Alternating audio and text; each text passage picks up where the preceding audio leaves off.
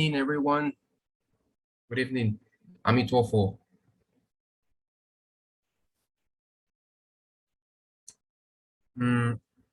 Welcome to this this series of classes. It is an introduction to Mahayana Buddhism and the Chinese Pure Land school. We will be base these classes on two books that I have written, which are Let's Go to Amitabha Pure Land and passages on the 5 Pure Land Sutras. So today we will read the foreword. I will read the foreword for you, and I will also elaborate a little bit on the reason why I wrote this book. We will also examine some of the texts or other books of the bibliography that I used to consult, and I use these other texts as the foundation for this course, which is not only about Chinese Pure Land Buddhism, but an introduction to Mahayana Buddhism and the Buddha Dharma in general. So, welcome everyone.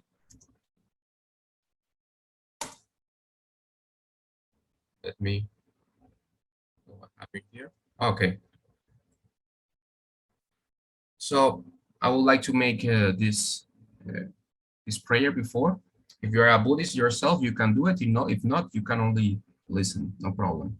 So, homage to Shakyamuni Buddha, homage to all Buddhas and great Bodhisattvas in the 10 directions, homage to Amitabha Buddha.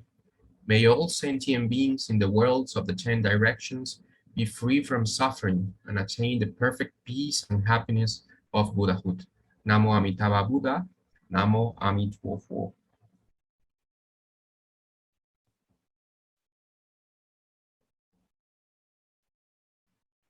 So, as I was saying, these classes will be based on Let's Go to Amitabha Buddha's Pure Land, an introduction to Pure Land Buddhism.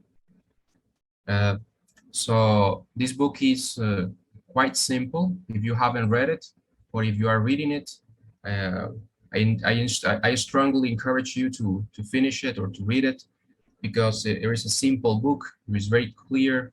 It has, the essential or fundamental concepts that you should know about the Buddha Dharma in general, regardless of the branch. It could be also Hinayana or Mahayana or Vajrayana. It is not very difficult to understand. It has diagrams and images. So I think it is quite useful to read this book.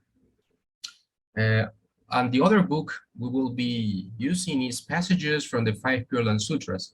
We won't go through all the 5 Pure Land Sutras and the treatises of Bodhisattva Vasubandhu, but I think it would be useful, especially when we enter into discussing the basics of Chinese Pure Land Buddhism. We will examine this text. It is not very long. These two books, each one is less than 100 pages. So I strongly encourage you all to download it. It is for free. So these are the two books. This is another book that I have written. It's quite lengthy. It's like almost 700 pages. But if in case you want to, go deeper and actually examine the words of the patriarchs, the words of the Mahayana masters, and this book, I consider this book not only a book that I have written, but it's also like a compilation. It is more like, let's say, a mini library of sorts, because it has many quotes.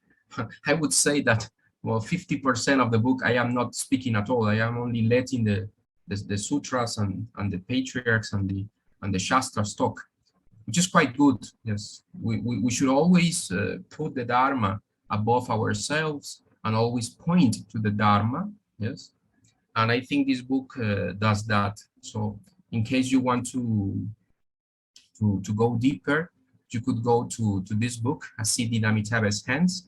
I will also perhaps read a part of two of these books only to complement, because actually Ascetic in Amitabha's Hands is my first book. So let's go to Amitabha Buddha's Pure Land would be like uh, a brief version of this book.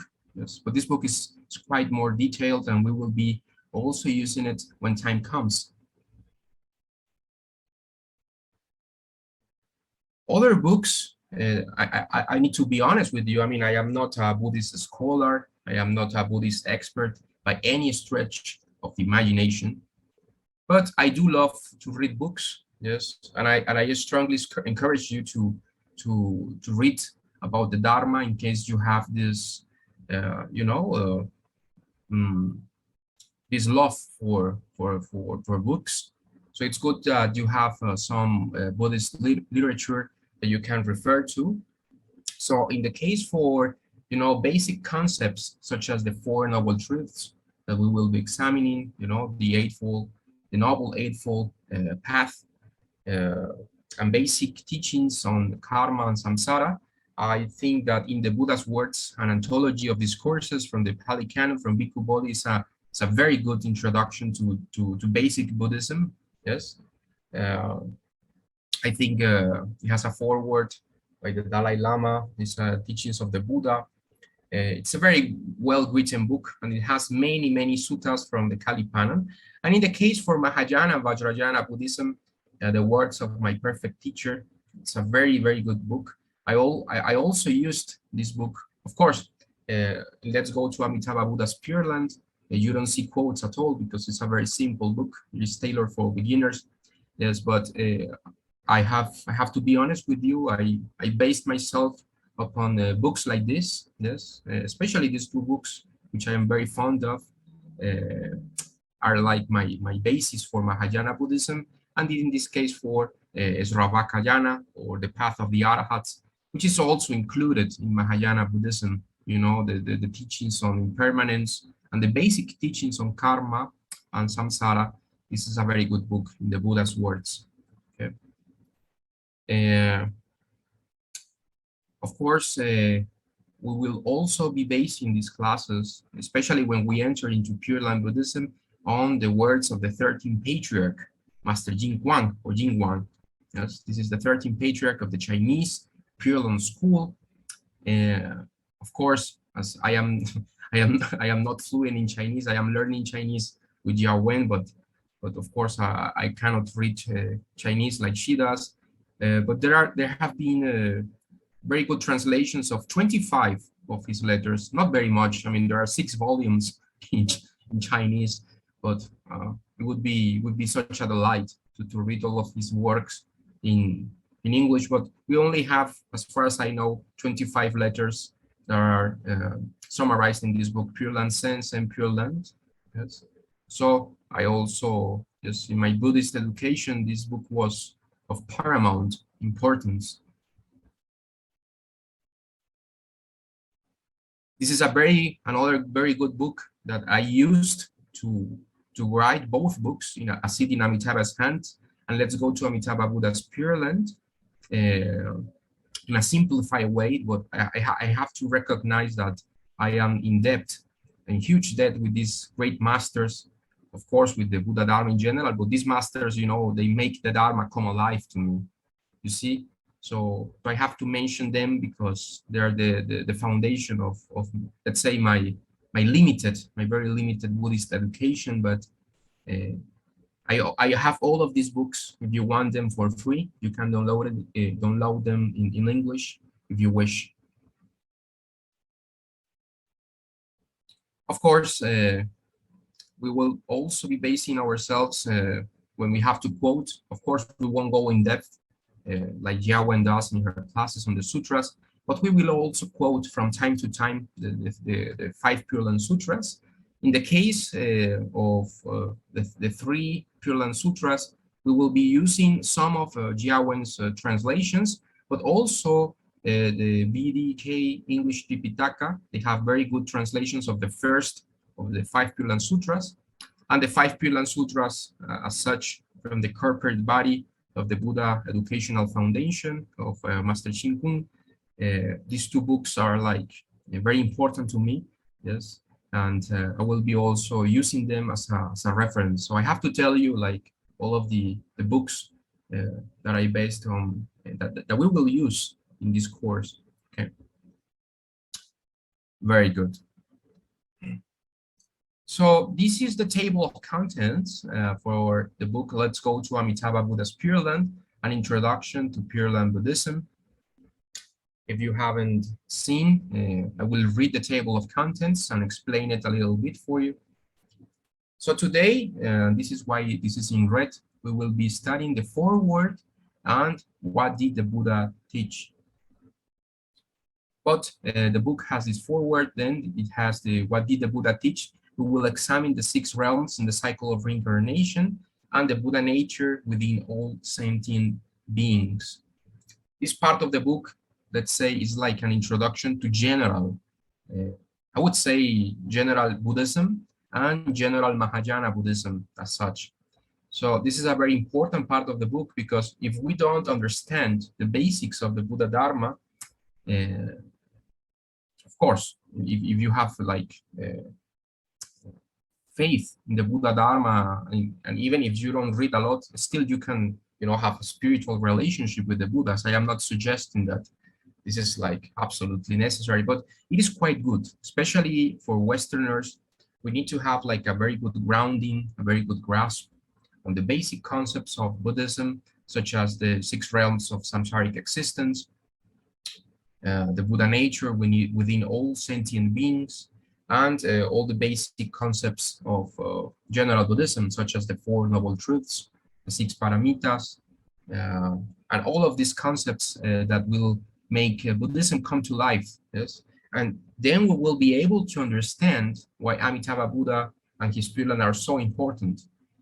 It's not like Pure Land Buddhism appears out of the blue, out of nowhere. No, it is actually, it's like a house that is built on the foundation of all the general Buddhist, the Buddha Dharma. No? So we need to learn the basics in order to fully appreciate, all of the benefits and the wonders of the Pure Land and Amitabha Buddha. Yes. So this part 1 is of paramount importance. Yes. So it is like a summary of all these basic doctrines and concepts in general Mahayana Buddhism. Yes. What is Buddhahood? What is the path of the Bodhisattvas? Well, what is samsara? What is the nature of the universe according to the Buddha Dharma?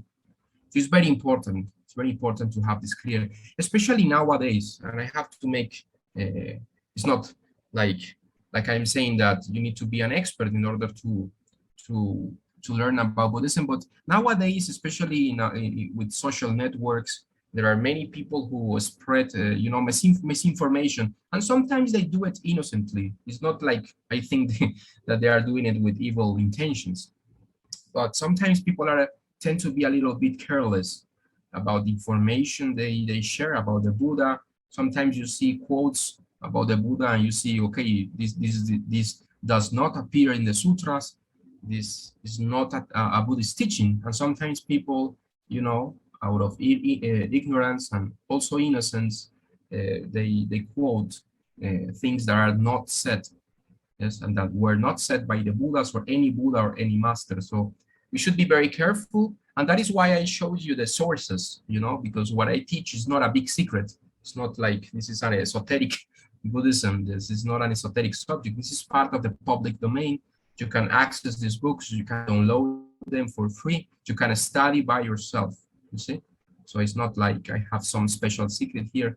We all can study the Dharma, yes, we all have access to it, and we should be able to have a discussion about it once we know the sources, yes. So it's very important for me to quote the sources, especially nowadays in this age of, this like overabundance, so much abundance of information. So we have to be very, very careful, yes. And also very respectful with the Buddha Dharma. The Buddha Dharma is the supreme medicine that has been given to us by the Buddhas and Bodhisattvas. Yeah, so we shouldn't take that lightly. You should receive the medicine, yes, and read the instructions on how to take it. Yes. Otherwise, it could be very dangerous. Actually, the Buddha Dharma is often compared with a pharmacy. As you go to a pharmacy and it is full of medicine, no? But if you go to this pharmacy and you carelessly, drink all of the all of the medicine and consume all of the pills, you could end up, dead. You could actually end up harming yourself, even if it is all medicine. So there is I think this is a Dharma.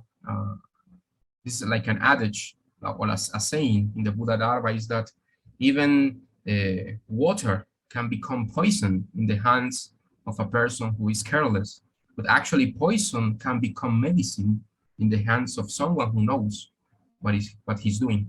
So I think this comment is on point. It's on point because nowadays, even if you have the Dharma in your hands, but you don't read it in order, or you consult books that are not clear, yes, you could actually end up confusing yourself and others, you see? So it's quite important to read the sutras, always go to the source, always base yourself on authentic Dharma teachers. Yes, that is why I don't consider myself a teacher, but only a transmitter of what has been exquisitely said by Master Jin Kwang, by Venerable Thich Thien Tang, which is an eminence, a great scholar in Buddhism, Vajrayana, Mahayana, Patrul Rinpoche, which is like a classic in Tibetan Buddhism, the 5 Pure Land Sutras, of course, the foundation of everything we know, and also Bhikkhu Bodhi, and all of these great scholars. They have done a great favor. They have produced,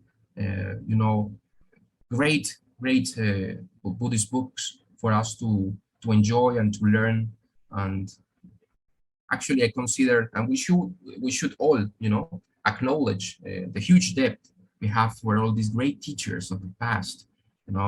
First of all, with Shakyamuni Buddha, yes, and then with the great patriarchs like Nagarjuna, Vasubandhu, Asanga, all of the great bodhisattvas of the past, the great masters in China and India and Tibet. So you see, we should always be, grateful for the Dharma and should study it and treat it with the utmost respect. Yes, that is what I think. So in part 2, we will examine Amitabha Buddha and his Pure Land, true cases of rebirth. So in Amitabha Buddha and his Pure Land, we will examine, sorry, I made a little typo there, it's part 3. Yes, part 2 is only Amitabha Buddha and his Pure Land. So Amitabha Buddha and his Pure Land, we will examine what is the Pure Land, actually what is a Pure Land, because as we will learn in time, Pure Lands there are billions of Pure Lands in the whole universe. This is the realms that are emanated by the power of the Buddhas. And Amitabha Buddha is one of these Buddhas. And this is a very important a very important Buddha because he was praised by Shakyamuni. And according to Shakyamuni Buddha, Amitabha Buddha is praised by all other Buddhas. You see? So why is Amitabha Buddha's Pure Land so important? So we will learn that. This very important part of the book. Then in part 3, we will examine the true cases of rebirth. So in true cases of rebirth, we will examine the cases of Master Haishan, Master Yushin, and Master Hui Yuan, which is the first patriarch of the Chinese Pure Land school, and also Master Shan Dao. So in this case, in this part, we will study these cases to bring home, to explain that actually the Pure Land and Amitabha Buddha are not symbols, they are not myths. It is not a good story for children, That sometimes people think that Buddhism and Pure Land Buddhism is like too fantastical, like, oh yes, like Pure Land, other dimensions, like blah, blah, blah, but where is the evidence? But actually, in Buddhism, Buddhism in general is full, yes, it's full to the brim with all kinds of cases of supernatural abilities and supernatural and miraculous happenings, cases. And and this is even more true. This is even more so in Pure Land Buddhism. In Pure Land Buddhism, we have thousands upon thousands, hundreds of cases of people who have been born in the Pure Land in often miraculous fashion, yes, in a very miraculous way, displaying great lights, aromas, transcendental knowledge. And also, they all knew the time when they would go to the Pure Land. So it's like they have full mastery over life and death. So they could go to the Pure Land whenever they wished. So it's quite incredible cases that we will examine. Yes, I'm also indebted to Jawen's channel because she has like a playlist that I invite you to see if you haven't watched it.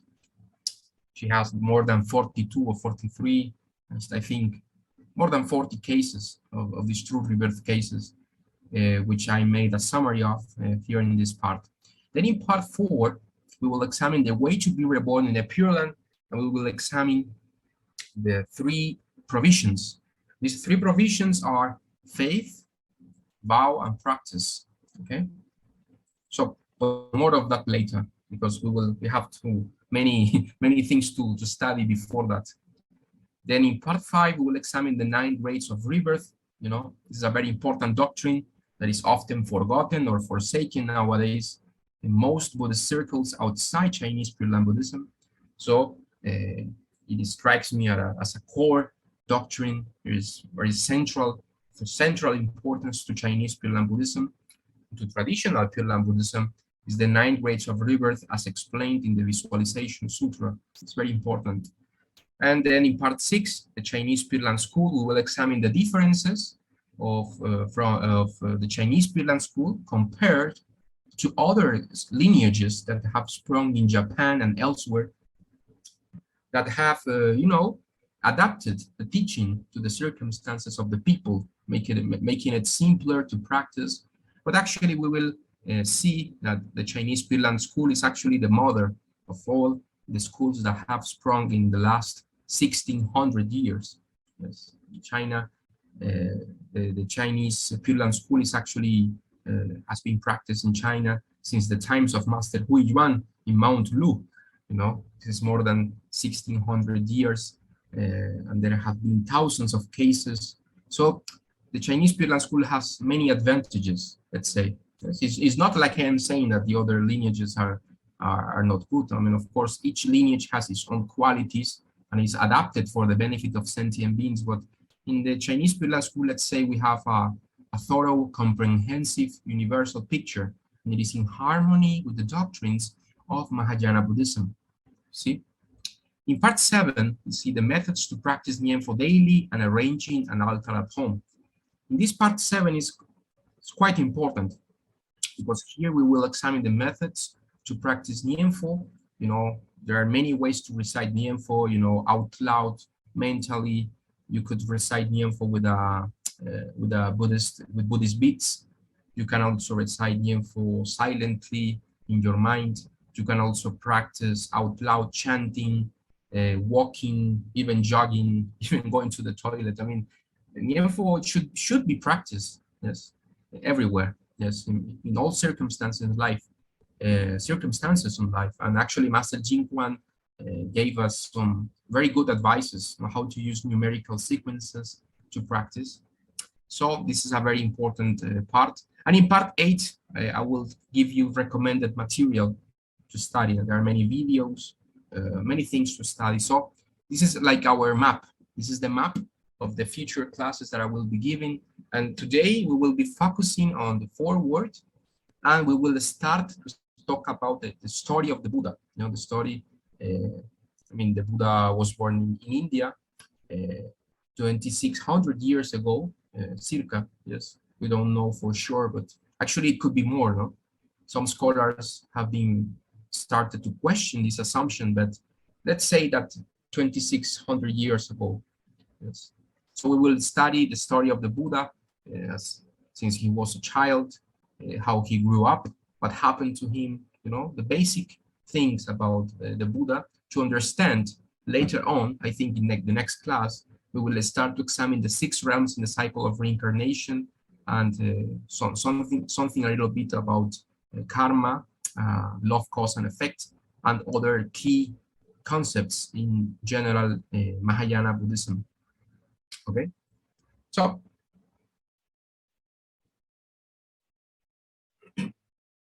okay, so this is very important to know.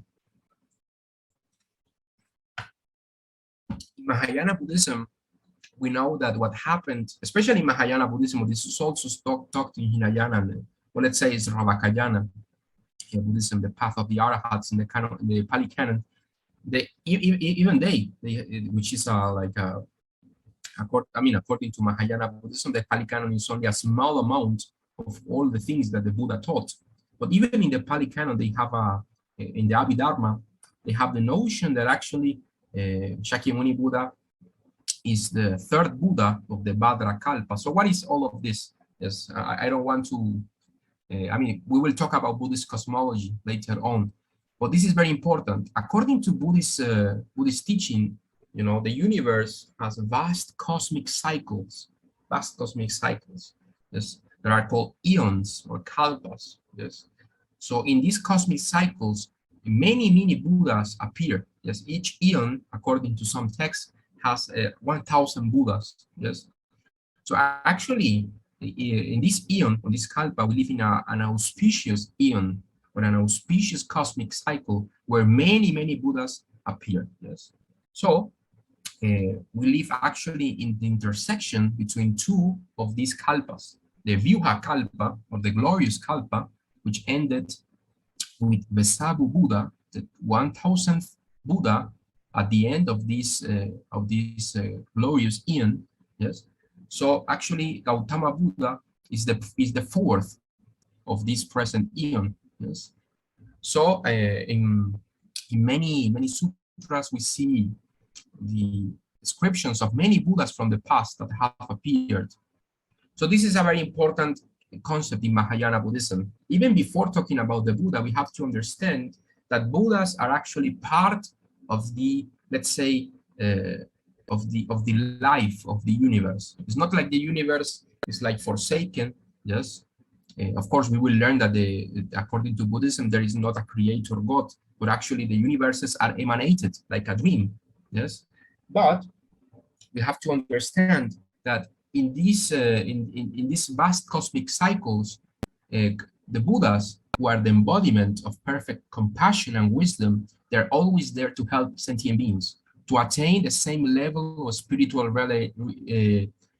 attainment, which is Buddhahood, and they lead all sentient beings in a skillful manner. Okay, so Gautama Buddha, or Shakyamuni Buddha, which was called Siddhartha Gautama in our present human world, was born in India, in today's Nepal, in Lumbini, almost 2,600 years ago. So it's very important to know that the Buddha is not alone. It's actually, there are many hundreds, billions, almost innumerable Buddhas in all the universes, because according to the Buddha Dharma, as we will later explain in detail, the universe is actually limitless, it's infinite, it has infinite world systems, and in each world system there is a Buddha taking care of this world system. So Gautama, Shakyamuni Buddha, who was born as a great prince in today's Nepal, and later he preached in today's India, was one of these Buddha. So actually the Buddha is part of a very big family, and Amitabha Buddha is part of this family as well. Okay, it's important to learn this. So sometimes when people try to learn about the story of the Buddha, so we will now explain a little bit about the Buddha's story. Yes, perhaps if we have time.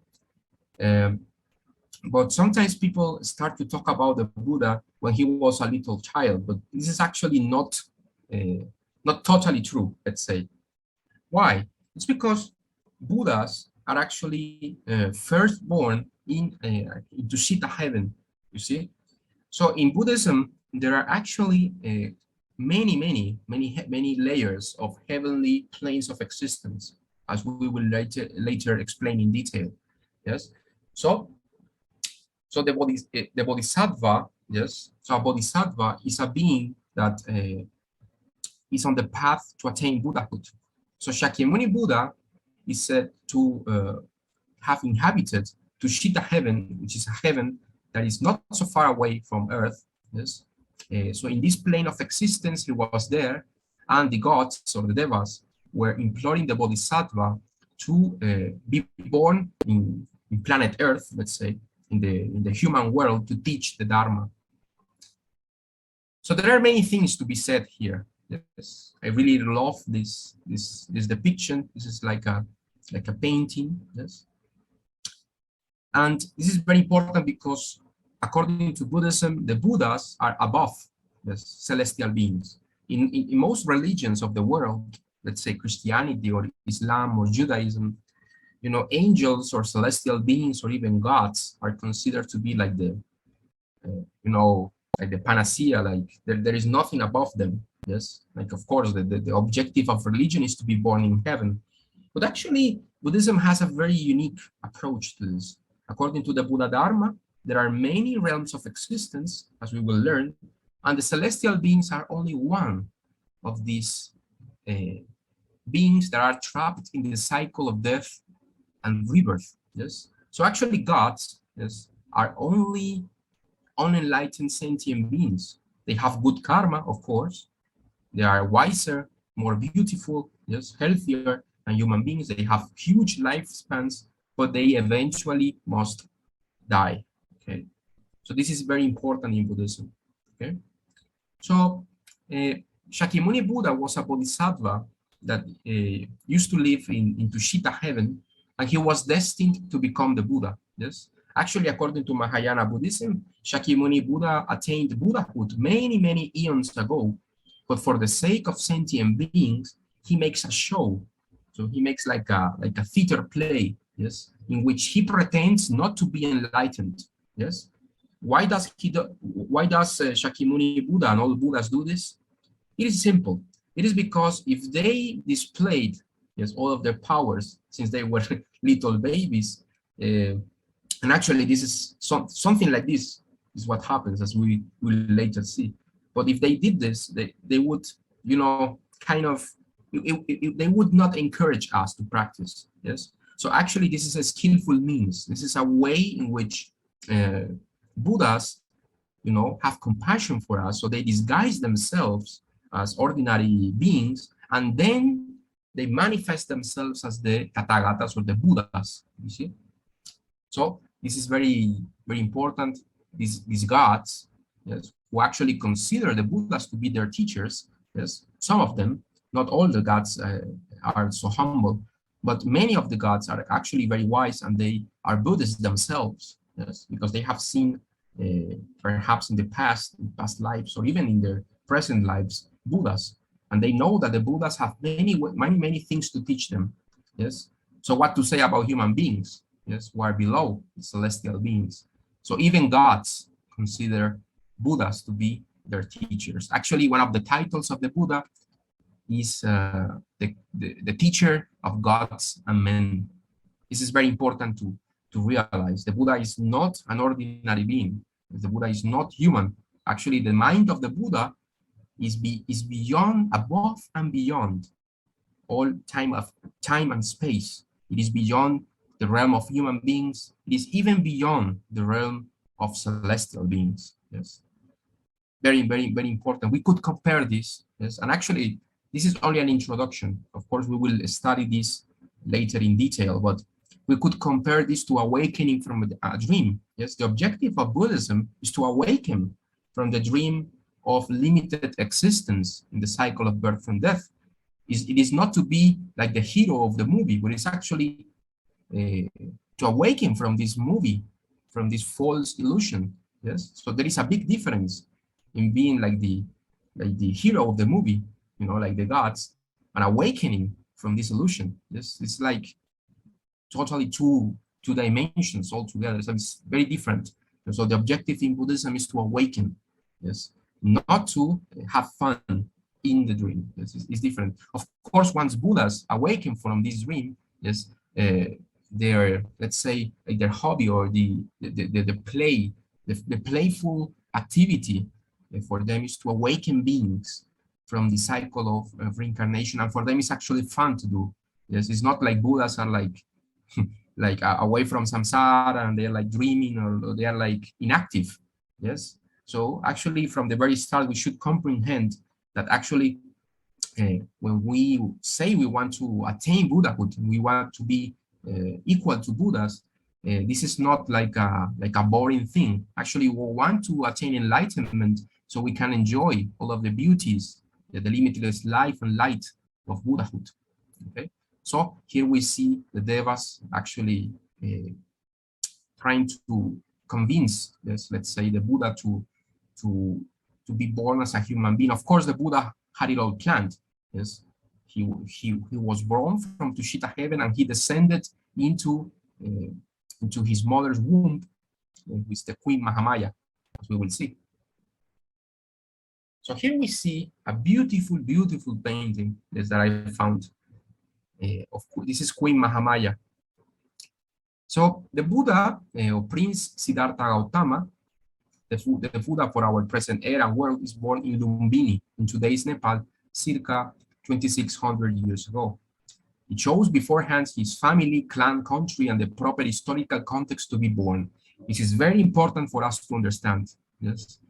If we examine the life of the Buddha, we will see, and this is very clear in all the sutras, in the Pali Canon, the Chinese Canon.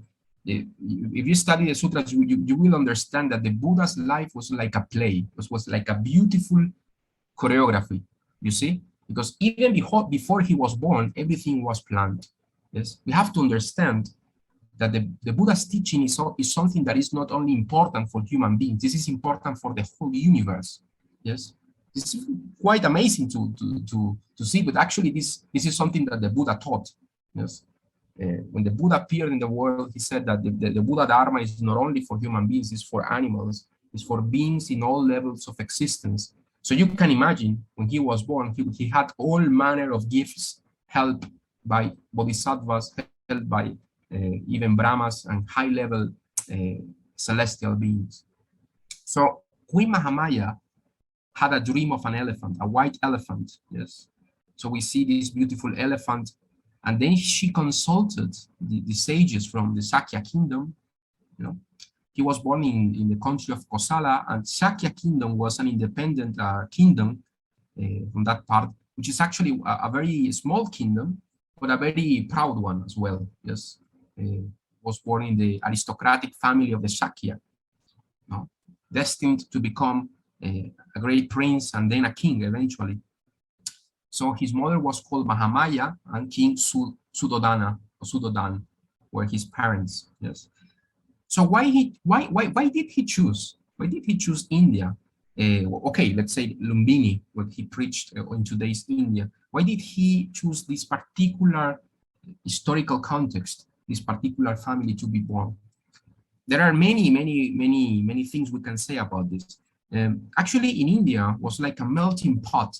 It was like a very cosmopolitan place to be at that time in world's history. Why? Because it had a lot, even back then, it had a lot of religions, a lot of philosophies. I mean, you could pick and choose, especially at the time of the Buddha in the Shakya kingdom, in Kosala country. It was a very cosmopolitan place. It had many sects, many religions, many philosophies. There were materialists. There were people who didn't believe in the afterlife. There were people who believed in meditation. So actually, if you want to teach sentient beings how to attain enlightenment, India is a very good place to be at that time because it has a lot of variety. You know, it's not like you are born in, let's say, some countries nowadays. Even nowadays, some countries don't have freedom of religion. So the Buddha was born there due to a very profound reason.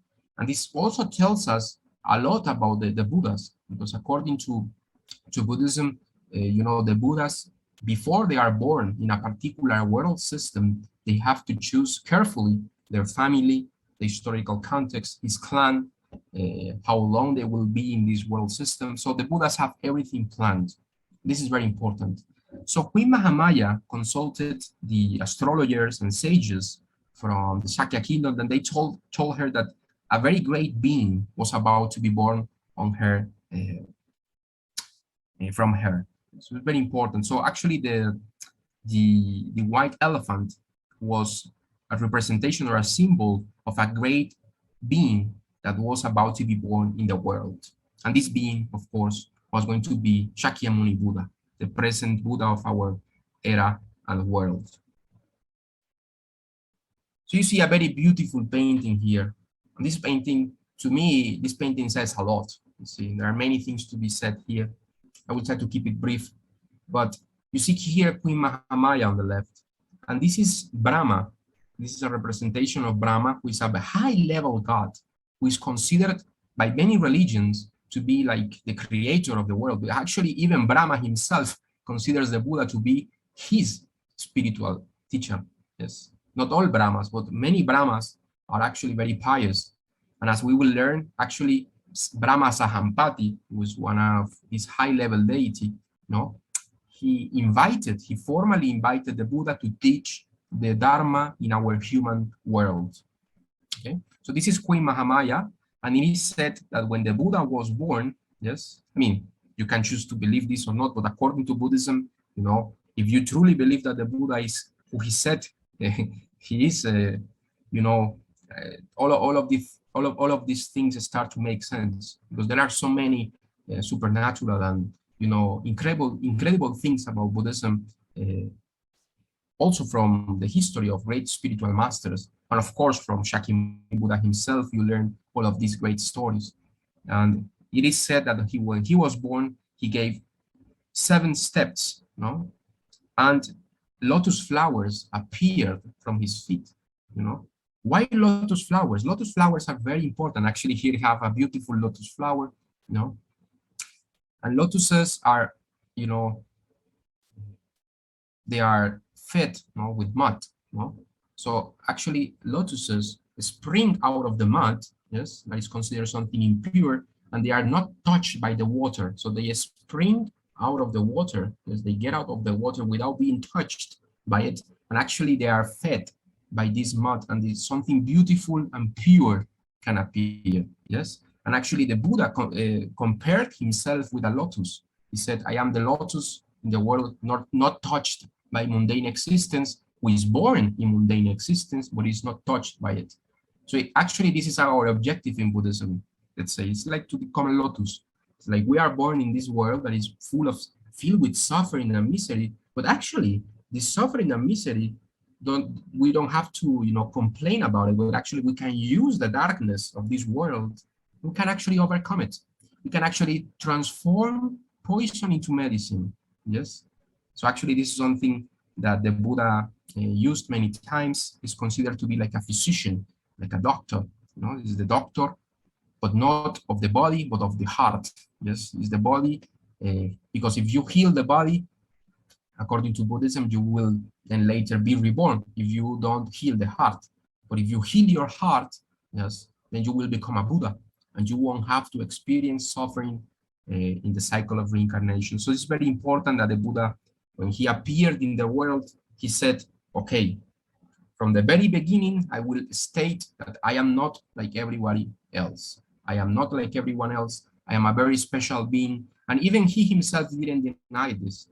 The Buddha actually considered, and he said openly, that he is the teacher of gods and men, and here I am, and you should better, yes, you should listen to my words. So it's very important we keep in mind who is the Buddha. Yes, even when he was born, even before he was born, it was very auspicious. When he was born, it was auspicious. Yes. Okay. So this is Queen Mahamaya. This is all of the deities in heaven worshiping, yes, and praising Shakyamuni Buddha. Yes. And of course, Shakyamuni Buddha later spoke about many Buddhas in the universe, and they are all also praised by human beings and devas. Shakyamuni Buddha. Okay, so quite beautiful painting here. We also see that the Buddha also chose the story that he told us. The story of his life was carefully, planned. Let's say why? Because his story is full with wisdom. Yes, the story of his life is full with wisdom and compassion, you see. And also, we find that there are many symbols. Let's not say symbols, but more like events in his life that can point to very core teachings of the Buddha Dharma, the Buddhist teaching. No? The Dharma is the teaching of the Buddhas, the Buddha Dharma. So here we see King Suddhodana in the picture on the left, yes, on your left, we see King Suddhodana and Siddhartha Gautama, who was later Shakyamuni Buddha, and we see here an elder, yes, that came to the Sakya kingdom and praised Siddhartha Gautama, the prince, and he said, "This little boy will become a Buddha. This little boy will become a great spiritual being who will attain complete spiritual mastery over body and mind." Yes, and he was actually complaining because he said he was about to die soon, so he won't be able to see this little boy become the world honor one, the Buddha. Yes, so he was kind of lamenting that he didn't have like more years to live. But nevertheless, he paid his respects, and we see in picture, in the picture on the right, we see all of the great sages of the Shakya kingdom. They were gathered there, and actually the King Suddhodana summoned all of them to see, okay, so this is a very special boy. What do you think he will become? Yes, when the time comes, when he becomes like an adult. And all of them said, he will become a Buddha. He will become an enlightened being. Or the other option, if he doesn't become a Buddha for some reason, he will become a wheel-turning monarch. So what is a wheel-turning monarch? A wheel-turning monarch is like an ideal or like a perfect embodiment of a perfect monarch. Yes, a monarch that is full of wisdom, full of also compassion.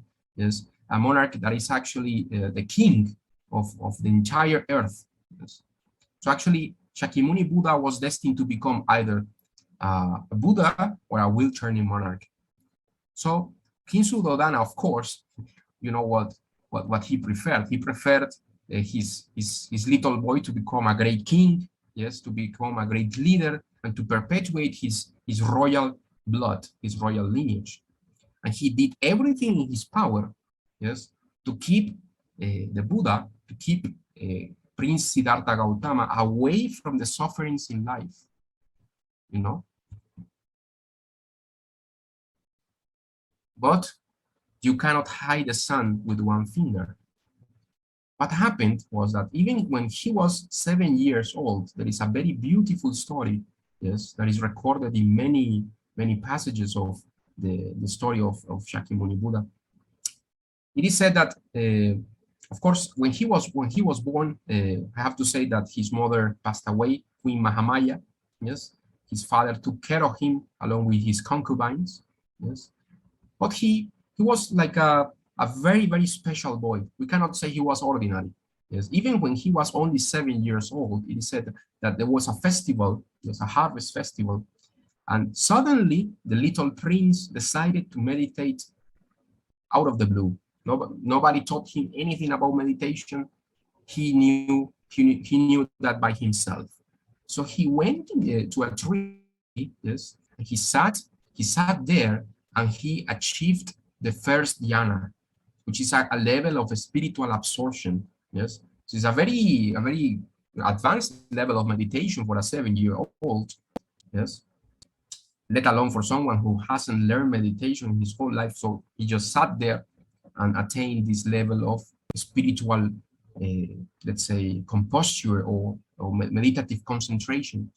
And it is said that he emanated such compassion, such peace, that everyone, even his father, bowed down to him. Yes, and they put their foreheads on the ground and they worshipped. Yes, and they praised the little boy. Yes, who was there, but he emanated such compassion, such peace. Yes, that everybody saw, like, it is like nobody wanted to say it, but it was like a crime to prevent this prodigy, yes, from becoming who he was destined to become. He was born in this world to become a Buddha, and not even his father's wishes for fame and glory would prevent that from happening. This is why I say you cannot hide the sun with one finger. So you cannot prevent the Buddha from manifesting himself as the Buddha, because that this was his life's mission. And I think that the Buddha, of course, I mean, if he had wanted that, he would have attained enlightenment right there, yes, like a 7-year-old. But in that way, that wouldn't have been convenient, yes, because the Buddha has to manifest a struggle, yes, has to make this show, this appearance of ignorance, so that we understand how to attain enlightenment ourselves, yes. If he attained enlightenment when he was 7 years old, we would be like discouraged with, oh man, like 7-year-old, I mean, he's like a prodigy, I cannot do it. But no, he carefully chose a path in his life to walk.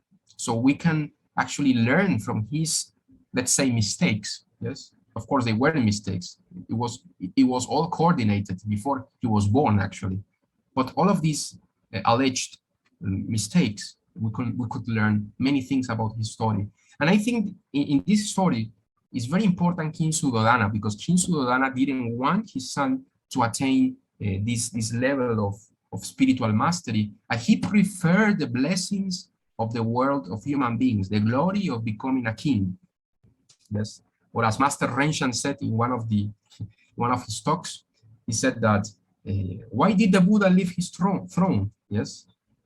So you could see that there is something better than thrones, because if thrones and power and glory were everything in this life, then why did so many kings, and especially Shakyamuni Buddha and Siddhartha Gautama, the prince, leave his throne? Yes, he was pursuing something above mundane existence. So we have to ask ourselves, what do we want in our lives? Yes, do we want, what people, think is cool, in social media nowadays, fame, profit, a good family, good car, luxuries, pleasures, good food, good sleep, sex? Is this what we want? Yes, because Siddhartha Gautama, he had all of these pleasures multiplied by millions. He had many dancers, as we will see. He had many, he was surrounded by beauty all of the time. So we see the best of the best. So you see that he was raised away from the suffering of the world.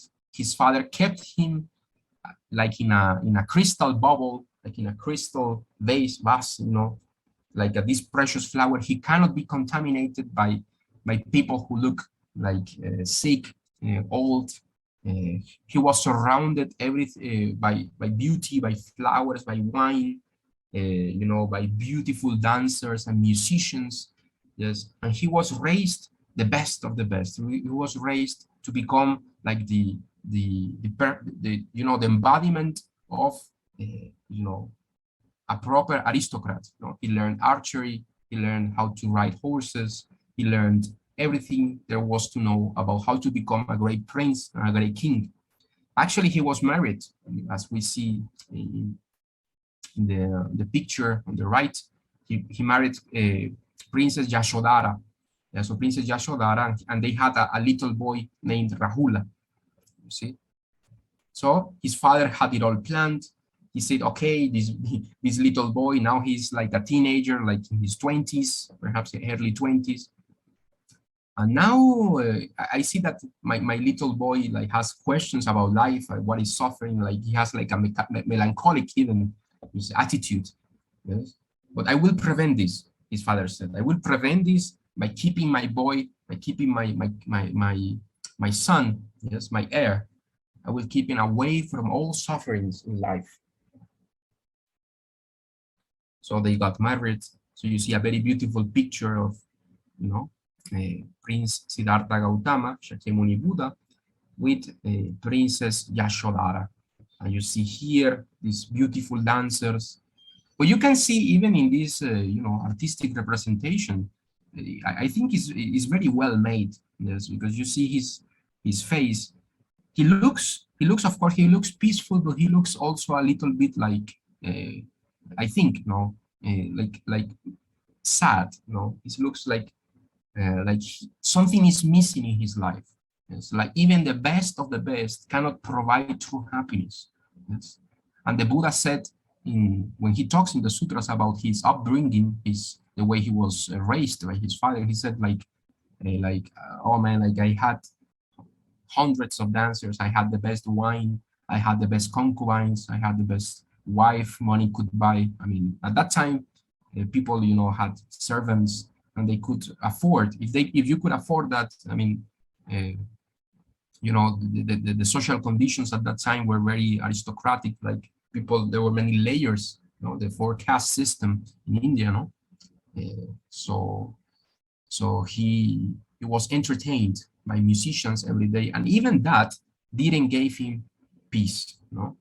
So this is a very telling analogy, for our life, because nowadays we are surrounded by so many, entertainment. We are surrounded by music. We are, so many TV series, Netflix, so many things, and people, especially nowadays, which is an irony, people couldn't be more miserable.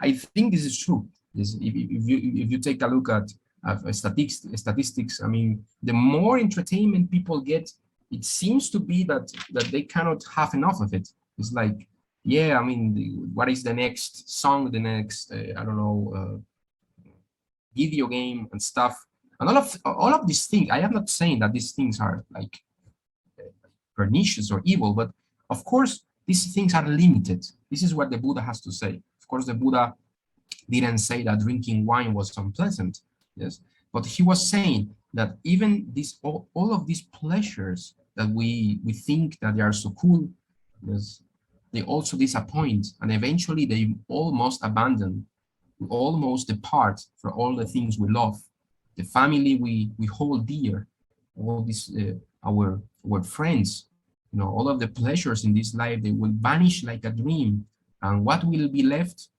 is only oblivion. Yes, and our heart, our mind, our consciousness will disguise itself, yes, with other costumes in the masquerade of samsara. So is this what we want? According to the Buddha Dharma, this is what will happen to us if we don't awaken. If we don't awaken, then it is natural. We will keep dreaming.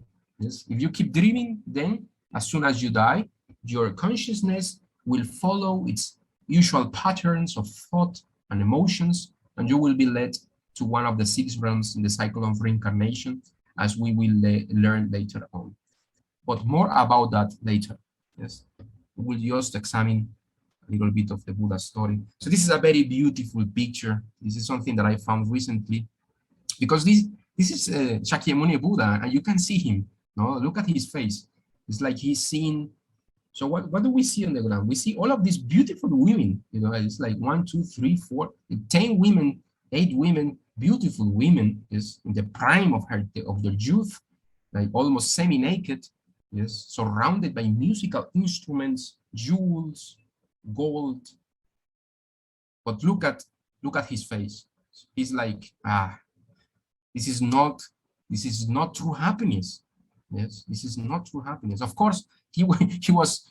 I mean, this is the beautiful thing about Buddhism. It's like the Buddhas are already enlightened, but they pretend all of this. This is like a beautiful drama that is in front of our eyes. But this drama has a very profound meaning. Make no mistake about it. Yes, if Shakyamuni Buddha went to great efforts, he went to great lengths. Yes, in making this story for us, is due to a very profound reason. So this picture for me is so full with meaning, because he's seen all of the pleasures of the world. Yes, what could be better? No, let's say like the way men think, like having 8 women playing music for you, semi-naked. I mean, what could be better? No, some people could say, yes, in a very careless manner. But actually, the Buddha was disappointed in all of these pleasures, because he realized that no matter how much you have fun, no matter how much you travel, no matter how much you have, listen to the best music, this won't quench your thirst this won't make you happy in the end. This is something that we should examine. Even if you already know the story, because I know many of you perhaps know this story, but please examine it. Don't take the Buddha's story for granted. Yes, and I say this to myself as well. I say this to myself because sometimes we try to study Buddhism and we engage in philosophy. We could study the sutras, but we sometimes forget the life story, yes, of the Buddha of our present era. It's a very revealing story indeed. Yes. So, oh, yes, Shakyamuni Buddha, or let's say Siddhartha Gautama, because he hadn't revealed himself as a fully enlightened Buddha yet, sometimes he decided to leave his palace, yes, along with his assistant, and he encountered four things. Actually, this picture here is not complete, but actually he encountered four things. He encountered an old man, as we see in the picture of the left, an old man. He encountered a sick person, you know, and he encountered a carcass, you know, a carcass of some bones, you know, laying on the street. And he also discovered a person meditating under a tree. So when he asked his assistant, he asked, what is that? So imagine that. Yes, I think this story is so amazing because the Buddha was like protected, like in this crystal, like this crystal bubble, you know. For all of his life, he was surrounded only by beauty, and his father made sure that no sick people, no poor people, no carcasses, no dead bodies were ever seen by him. So he was like very innocent minded. So he asked, of course, he pretended to be innocent, but he asked, and he's asking this question for us. You know, what is that? Yes, that is a sick person. Yes, a sick person. Sometimes, especially nowadays, when we look at the magazines, yes, we are always surrounded by perfect like dolls. You know, you see women, you know, wearing the best attires, the best clothes money can buy. And we are surrounded by beauty all of the time. So actually, we could fairly say that we are like in this crystal bubble ourselves. We are not protected by King Suddhodana, but we are protected by our ignorance. Yes, and this ignorance is like a crystal bubble that prevents us from seeing reality as it really is. And we have to make sure we see reality as it is. I am not saying that we should, you know, like exaggerate and always look at, you know, I don't know, go to a cemetery or whatever, like in some Theravada monasteries, they do that, no? But we should, from time to time, we should reflect that we will die. We should reflect that we will get sick. We should reflect that we will get old. We should reflect that this life is not a permanent thing. This is something very important. Yes, and Shakyamuni Buddha is asking this question for us. What is that? He's asking with eyes of innocence. Yes, don't let anybody. Yes, if you are not Buddhist yourself, please mark my words. Don't let anybody think for you. Don't let anybody tell you, oh yes, that is how it is. There is no mystery about it. No, don't let everybody like chew the food for you. You should make this journey yourself. You should ask yourself these deep questions about life, about death, yes, about impermanence. And you should find an answer that makes sense to you. Yes, I am only sharing Buddhism because it makes sense to me. It is logical to me. Yes, as you will learn later on when we examine the doctrine. For now, we are just examining the story, yes, of Shakyamuni Buddha and what we can learn about it. Yes. So the sick people there. So this man represents sickness. This old man on the left represents old age. This carcass here, these bones represent death. And this person here, the fourth element, is very important. Yes, because when he asked, what is this guy doing? Yes, I remember I did this as a child, but what is he doing? He's meditating. He's an ascetic wanderer. He's a spiritual seeker, and he's finding an answer to these riddles. And when he heard this, of course, he said, I want to be like him. Yes, I want to get rid of all of this boredom in my palace. I want to get rid of all of these false pleasures, all of these illusions that my father wants to, impose on me. And I want to become an ascetic wanderer, a person without a home, that lives on alms, that lives on the compassion of others, but is only dedicating himself to getting to the bottom of all of this. Yes. So isn't it quite something? Yes. Sometimes we read the story, yes, and we don't see the depth it has, no? This is crucial, yes. Especially not for the Buddha, he was already enlightened. Yes, never mind him, I mean, of course. But for us, yes, especially if we haven't understood that life is harsh, yes, and we should look for a way to overcome suffering permanently, not quick fixes. Yes, sometimes people, when they are bored, like, oh yes, I will, I don't know, I will will watch a Netflix series. I will, I don't know, watch the soccer game or whatever. That's okay. Yes, but if our answer to life's misery is only to distract ourselves from this misery, then we are doing something very foolish, according to the Buddha. We are not seeing these four things: that there is sickness, that there is old age, that there is death, and that there is a path, maybe, we don't know that for sure, yes, maybe if you are a spiritual seeker, yes, for me there is, because I am a Buddhist, but if you are not a Buddhist yet, you should ask yourself, there is a way out of suffering. Then something happened, yes. Prince Siddhartha Gautama then decided to leave his little son Rahula and his beautiful wife Yashodhara. So this image is quite amazing. Yes, I really congratulate the artist who did this, because this is a very beautiful, very well done work of art. So you see here Prince Siddhartha Gautama in the middle of the night. He's hesitating. Yes, he's hesitating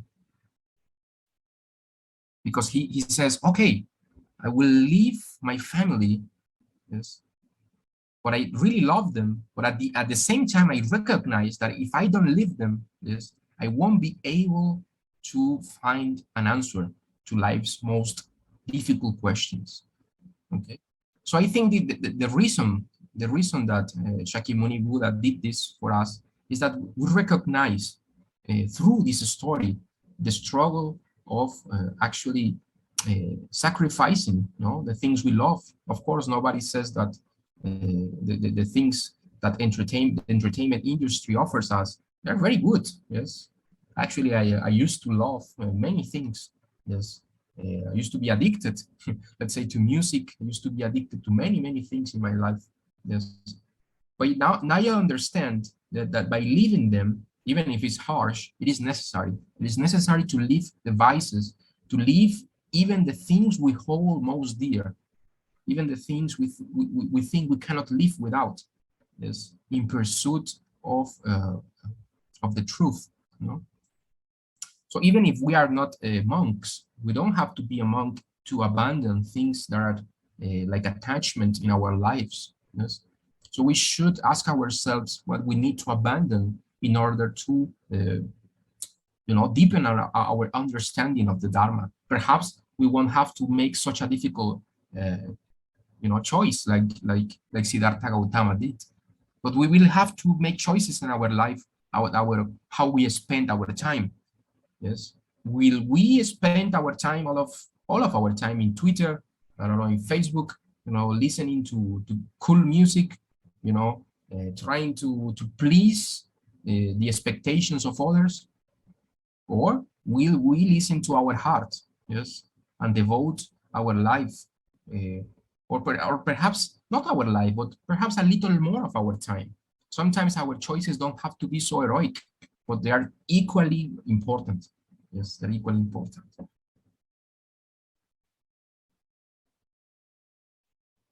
So then something very strange happened. Mara, the evil one, This is very important. In Buddhism, as I told you, there are many heavens, and some gods are wise, and they believe in the Buddha, and they worship the Buddha, and they consider the Buddha to be their teacher. But some other gods are very jealous and very problematic, like Mara. Mara is a high-level god who inhabits a very high heaven in the world of desire, as we will later learn. But for now, it is sufficient for you to know that Mara is a very powerful being that he doesn't like Buddhists one bit. He doesn't like Buddhism. Why? Because Buddhists, as soon if they practice well, they will exit the world of desire, and eventually they will exit the cycle of reincarnation, and thus Buddhist will exit his range of influence. We could compare Mara, like he's like the governor of a very vast part of samsara. Yes. So when a person is about to leave samsara, he can oppose this person. He can create many problems for him or her. In the case of Prince Siddhartha Gautama, the Mara said, "Why leave? Why do you want to leave?" Yes. So actually, Shakyamuni Buddha, the Prince Siddhartha Gautama, was riding his horse at the middle of the night, kind of heart-stricken, like with melancholy, because he was leaving Rahula and Yashodhara, his son and wife. He was accompanied by one of his assistants. And then Mara appeared in front of him and he said, "Don't you want to be a prince? Don't you want to be a king? Yes. Why are you leaving? Why are you doing this foolishness?" But the Prince Gotama is victorious and abandons his wife, son, and the throne in pursuit of the path that leads to the end of suffering. Yes. So the path that leads to the end of suffering is more important than all the wealth in the world. This is what this story is telling us.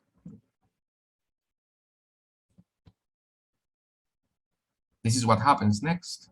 The journey starts. The prince becomes Gotama, the wandering ascetic. Okay, so this is actually Brahma, and of course, this tells us this whole play is actually rehearsed, and many deities know for a fact that he's just playing a game of considering himself ignorant and all of these.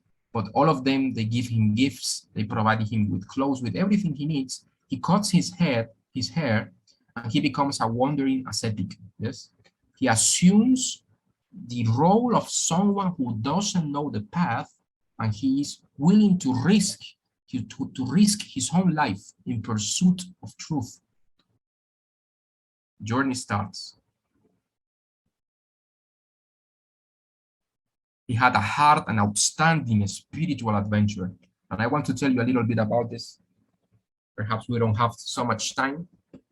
We will perhaps leave that for our next session, but I will explain a little bit about this spiritual quest.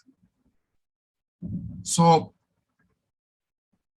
Prince Siddhartha Gautama, once he is known as the recluse or as the ascetic Gautama, he renounces worldly pleasures. He vows never to have sex or to engage in to have a wife. No, he devotes his entire energy, every bit of energy he has, he devotes that to meditation, to spiritual practices, and in some cases he risks his life. He was about even to die. Yes. So he goes to visit the best spiritual teachers of the day, like Alara Kalama and Ramaputra. You see, so there were many spiritual seekers in India at that time. Yes. I think, as I told you, this is one of the reasons why Shakyamuni Buddha chose this particular country, this particular region. It is because it was a melting pot of many spiritual philosophies. Some of them were quite opposite to each other. They were contradictory. And they were actually teaching things that were in some cases quite dangerous and pernicious.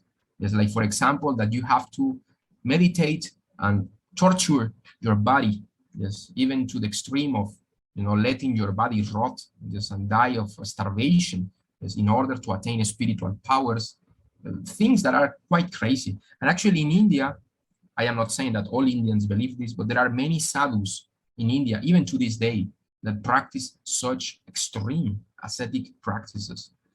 Yes, they actually, you know, there are cases of people who raise their hand and they try to control their body even to the point where their bodies are atrophied. Like there are malformations in their bodies due to these extreme ascetic practices that they do allegedly to have control over one's body and mind. Yes, by torturing the body, not eating. So this is an extreme path of ascetic practice. When he realized he doesn't work, yes, he practiced this path for almost 6 years, according to the sutras. He also goes to the best spiritual meditation teachers of the day, for example, Arara Kalama and Ramaputra. For example, Arara Kalama taught how to reach the formless meditation absorptions. These are considered one of the 4 formless jhanas. What are these? Yes, in simple words. These are meditative attainments where you sit in meditation and you try to nullify your senses and you enter this vast expanse of space, yes? And then you enter into nothingness, yes? So according to Alara Kalama, when you enter this nothingness where nothing is no longer perceived, there is no body, there is no emotion. So according to him, so no suffering. So that is the end of suffering, is to use meditation to suppress your suffering. And then Shakyamuni Buddha became his best disciple. Yes, of course, Shakyamuni Buddha already knew that he was like a faker. He hadn't encountered the end of suffering, but he became willingly his disciple. Why did he do this? To teach us a lesson, I think. To teach us a lesson that even the most, exalted meditative states that are taught in many non-Buddhist religions, yes, for example, in Advaita Vedanta, they teach you how to enter this formless meditation of infinite consciousness. Sometimes we see that nowadays, no?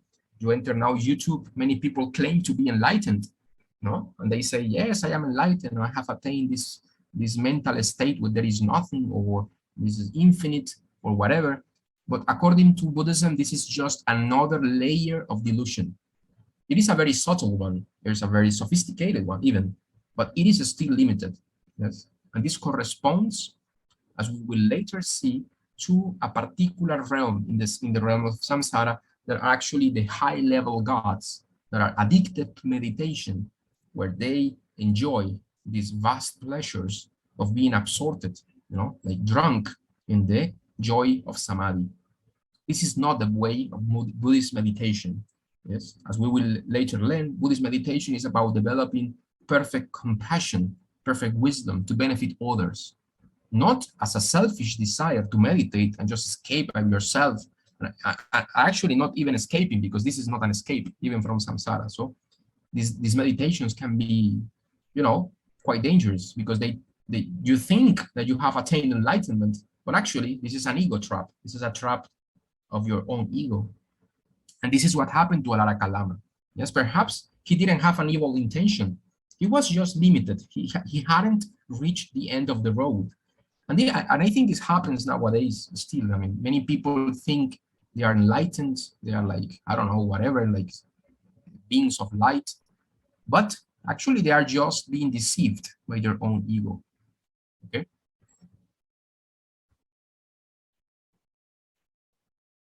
All right.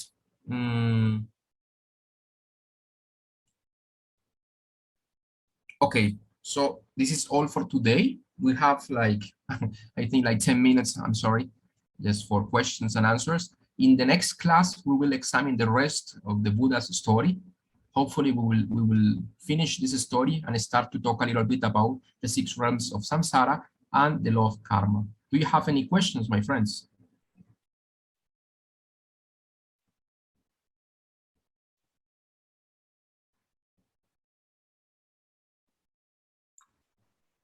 Do you have any questions? I have a question. Yeah, all right.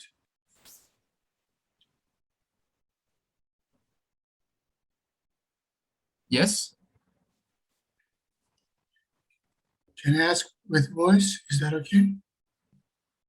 Yes. Yes.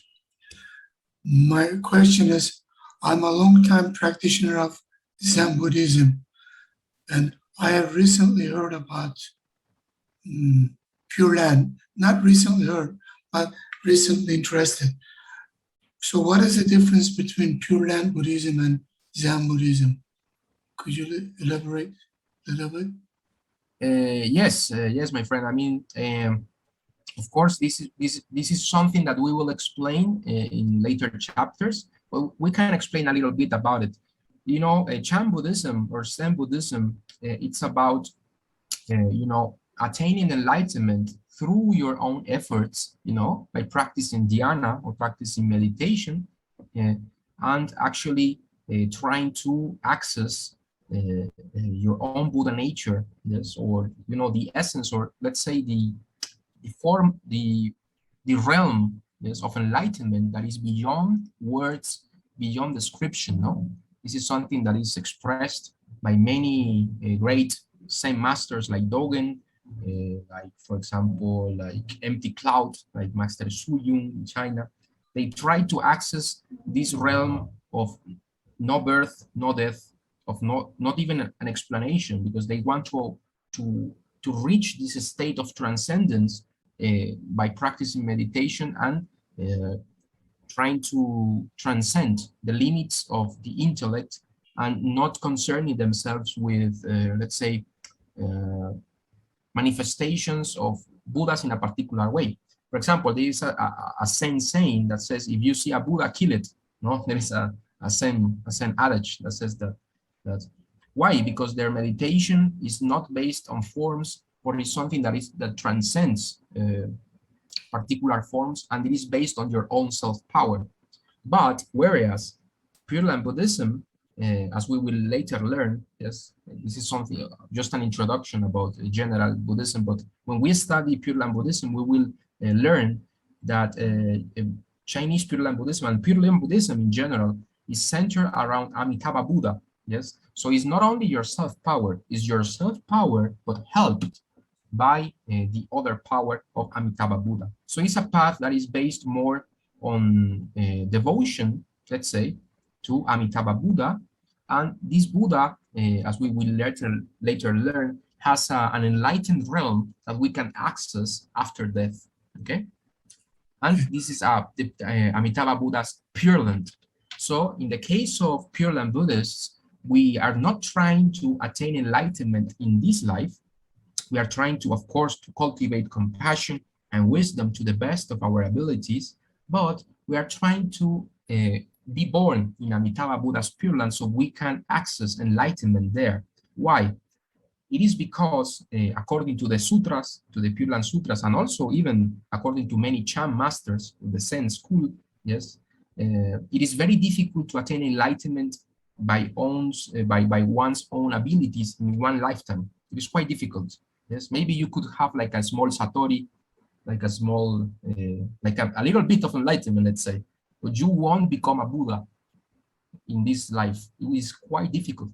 Yes, there have been spiritual prodigies, yes, like Master Su Yun, for example, who lived to be like 120 years old, and he could meditate for weeks on end without drinking water or eating food. Yes, this is recorded in history. Yes, this is something that has many witnesses. Yes, this is not only fanciful tales. There have been beings in the history of Mahayana Buddhism who had these transcendental abilities.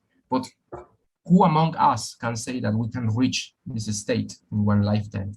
So this is the question that Pure Land Buddhists ask themselves. So our answer to this is that we not only rely on our own efforts, we try to be the best Buddhists we can, but we also rely on the power of Amitabha Buddha, who is a particular Buddha who lives in the land, in the Pure Land of utmost bliss and peace to the west of our world system.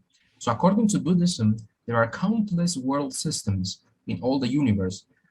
And all of these universes have Buddhas that live in them. And some of these realms are actually beyond samsara, are not part of samsara, but are actually beyond the cycle of reincarnation. So this could be compared to universities or schools where Buddhas teach the Dharma away from the noise of samsaric existence. Okay, so one of these universities, as it were, is Amitabha Buddha's Pure Land. So we are trying to be born in this university so we can get our PhD. Okay, our PhD, of course, is like an analogy for Buddhahood in that great Buddha land that is to the west of our world system, according to the sutras. But of course, trying to summarize this in 5 minutes is almost impossible. We will have to. I invite you to our next sessions where we will examine Pure Land Buddhism in more detail. Okay. Thank you very much. Your presentation was very understandable. Thank you. Thank you.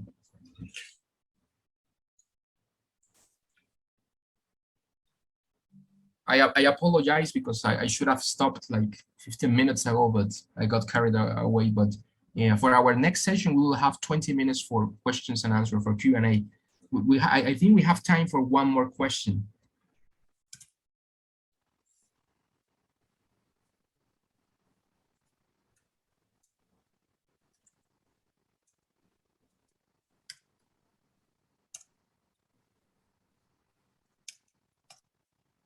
Victoria says, yes, I have a question in relation to the birth of Buddha. Isn't Buddha birth the peak of Mount Sumeru?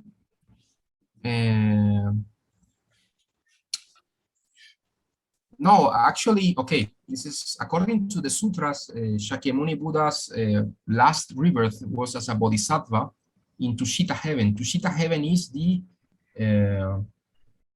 fourth heaven of the world of desire, of the Kamadhatu. Kamadhatu has 6 realms. Yes, it is the world of the 4 great kings, Trayatrimsa heaven. Then we have the world of Yama, then Tushita heaven, and then we have Nimanarati, and then the heaven of Mara, yes, or Paranirmita Vasavarti. Those are the 6 Kamadhatu heavens.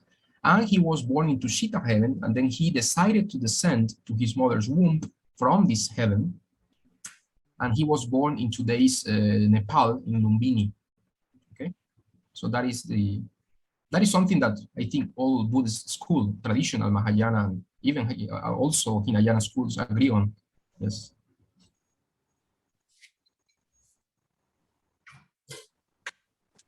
Yeah, I'll only just add for the Tusita heaven, that is also where for all the bodhisattva, a Buddhist term called one lifetime replacement. It's when they're ready to become a Buddha, they will first all go to Tusita heaven, in the Saha world, to export the Dharma. So currently, Maitreya Bodhisattva is exporting the Dharma there to be waiting for his time to come down as a Buddha. So that is yes, that is like the system that the Buddhas have. No, now Maitreya has replaced Shakyamuni as the Bodhisattva, waiting for his time to be reborn in our human world in a very distant future. But he will be born here, and he will become a Buddha, or he revealed himself as a Buddha, just like Shakyamuni Buddha did.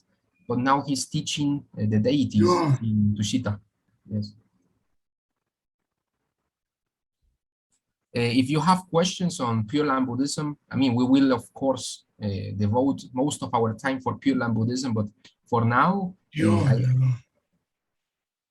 yes.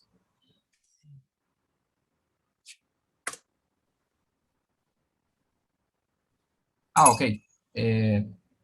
So yeah, for next time, we will have more time for questions. And of course, if you have questions on Pure Land Buddhism in a specific, please attend to our next classes where we will devote a lot of time to explain in detail Pure Land Buddhism. For now, I thought that maybe it would be useful for newcomers and also even for people who are who know Buddhism to review the Buddha's story. Yes. Just one more question from Zach. I can answer this one. How is the system of recognition of each patriarch in Chinese Pure Land? Okay, so in China, there is only one school called Chinese Pure Land Buddhism with 13 Pure Land patriarchs. So for a total history of 1,600 years. And how the Pure Land patriarchs got determined was due to the people later. In the later time, they nominated the patriarchs and eventually finalized by the 13th patriarch, Master Yin Guang. So Master Yin Guang is the last patriarch. Like he finalized all the previous 12 patriarchs, and also other people. You know, they nominated based on their contribution to spread the Pure Land Dharma, their influence, and then also their great cultivation. So most of them have, not most of them, all of them have all realized Nirvana Samadhi. So, you know, we don't need to doubt this. You know, the system of the 13 patriarchs. So Master Yin Guang is the incarnation of Bodhisattva Mahasamaprapta, also from the Pure Land. And most likely all these patriarchs are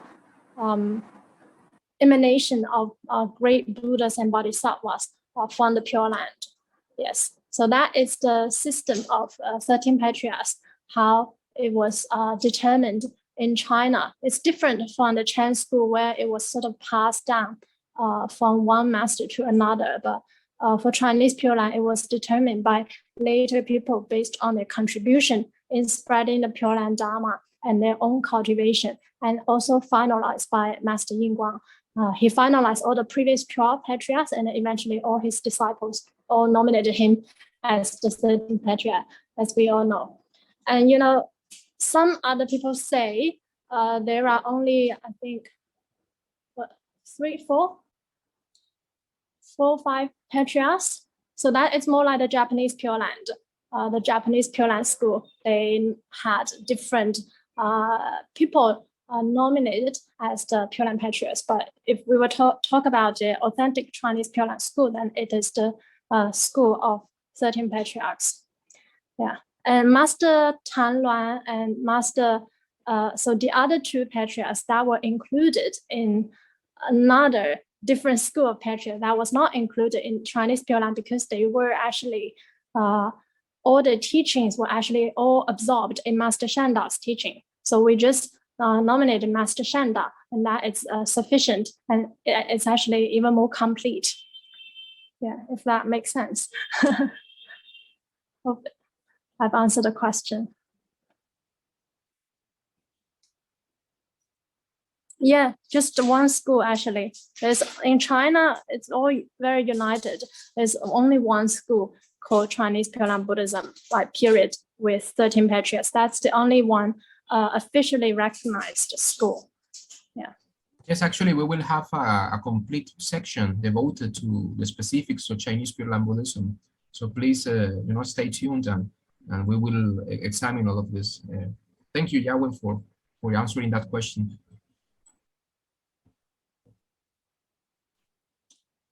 You can watch the recording. We will upload this on YouTube. Yeah. Thank you, Amitofo. Okay, thank you, Yahweh. Thank you, everyone. Thank you for assisting. See you next time. Amitofo. Thank you, Jianhuan. Really well done.